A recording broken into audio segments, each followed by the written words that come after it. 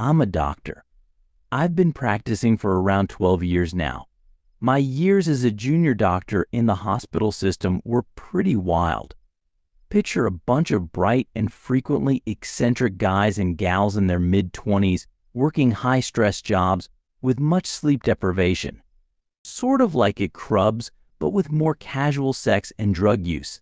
One thing that is rife is pranks, especially on junior doctors. This is a story of the best prank I ever heard of, played by a surgeon buddy of mine, who we shall call Jay, on an intern, who shall call Bell. Not their real initials. Jay is sitting in the on-call room on a night shift, surfing the net at 2 a.m. He gets a page from L, who is asking for some help. L has been asked by the nurses on the ward to declare someone deceased.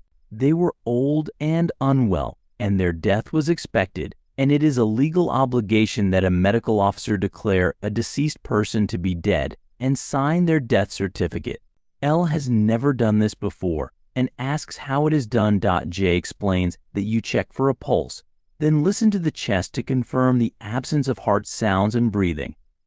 So far, correct. Then, in order to confirm brainstem death, you shine a torch in their eyes to demonstrate that the pupils are fixed and dilated correct, and perform a quick rectal examination to demonstrate the absence of anal sphincter tone. Very much not correct. He asks Jay if he is sure. Jay explains that it all sounds a bit odd, but that it is standard procedure. L says okay and hangs up, but is still dubious.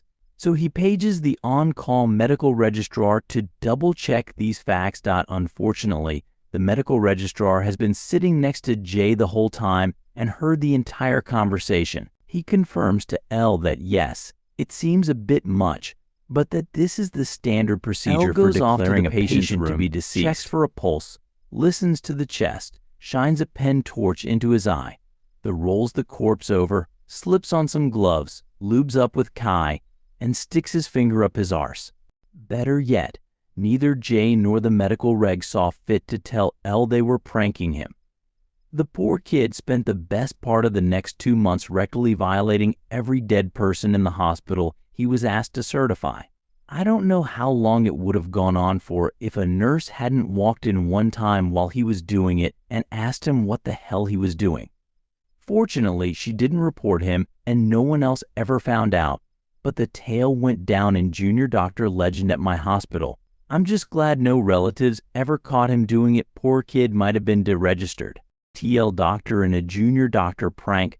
Someone convinces an intern that a rectal examination is part of the procedure for declaring someone dead.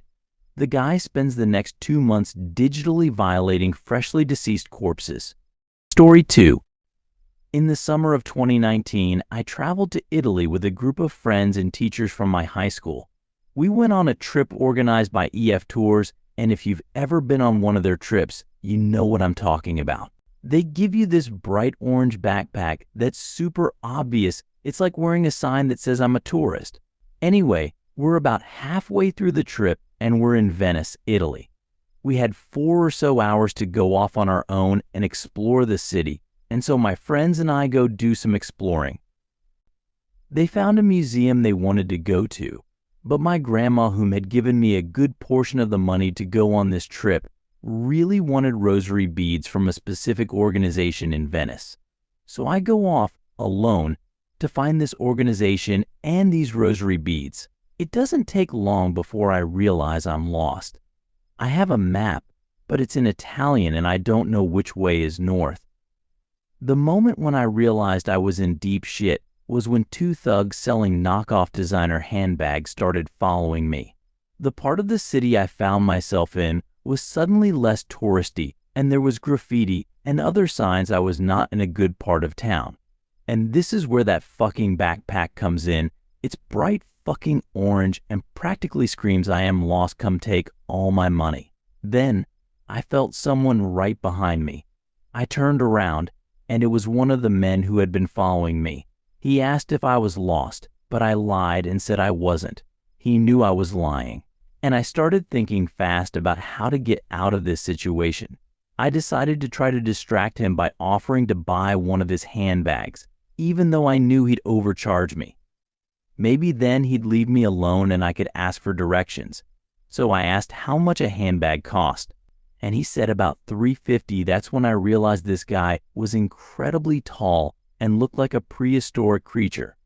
I was shocked and said, "Good grief, you're like the Loch Ness Monster. I'm not paying you $350 then." I ran away as fast as I could and somehow managed to find my way back to my group. I never told anyone about this until now.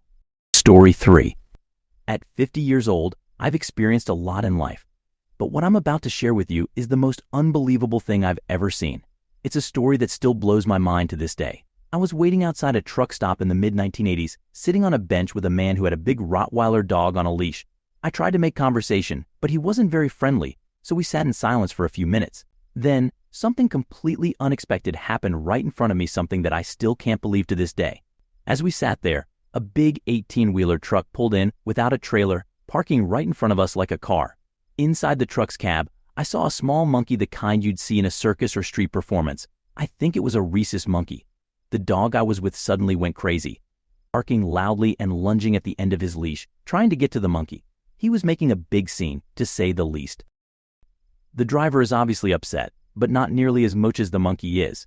Actually, upset may be the wrong adjective to use for the monkey though, in retrospect. I think eagerly aggressive may be a more appropriate description for his disposition.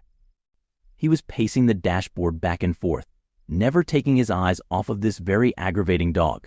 The driver opens his little triangle window that they don't make on cars anymore, the ones made for smokers back in the day. He yells out to this douchebag to call his dog off because it is upsetting his monkey. The guy laughs and says, "No way, I told you he was a jerk, didn't I?" Says that his dog ain't bothering nobody. The dog hasn't shut up since he laid eyes on the monkey. Promise you he is bothering everybody for several blocks around. Things started to get really interesting at this point. The truck driver warned the man that if he didn't control his dog, he'd let his monkey loose on it. The man just laughed and said his dog would easily overpower the monkey. But the driver didn't find it funny. He reached into his glove compartment and pulled out a small baseball bat, the kind you'd get at a carnival or amusement park. Then, he handed it to the monkey, who grasped it in its tiny hand. The monkey seemed to sense what was about to happen and tried to escape through the small window. Its eyes had a fierce look, like it was ready to attack. The driver warned the man again. Last chance to save your dog, but the man ignored the warning and let his dog off the leash. The situation quickly spiraled out of control. The dog was jumping up at the window, and the monkey was screaming back at it. Then, the driver rolled down the window, and the monkey sprang out, causing chaos. In an instant, the monkey was clinging to the dog's neck, its feet wrapped in the dog's fur, and its hands holding tight.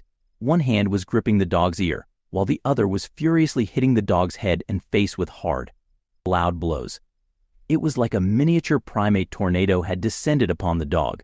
Well, it only took a moment for the dog to realize he was in way over his head. He bolts, yelping bloody murder as he runs away at full speed. I mean, this dog is running so fucking hard he's throwing up tufts of grass and dirt as soon as he leaves pavement. The monkey's still riding him and beating on him the whole time. Douchebag acts like he wants to fight now, but several people, including myself, stepped in to stop that nonsense. In a couple of minutes or so, the little monkey comes loping back with his little bat still in hand and leaps up into the still open window of the truck to await his master, who has gone on into the store. The man ran off to search for his dog, but I don't know if he ever found him. My ride arrived and I had to leave. I'll never forget that wild and unpredictable experience. I feel grateful and humbled to have witnessed such an extraordinary event. It's a memory that will stay with me forever. So friends, please do tell. What's your craziest thing you have ever seen in public?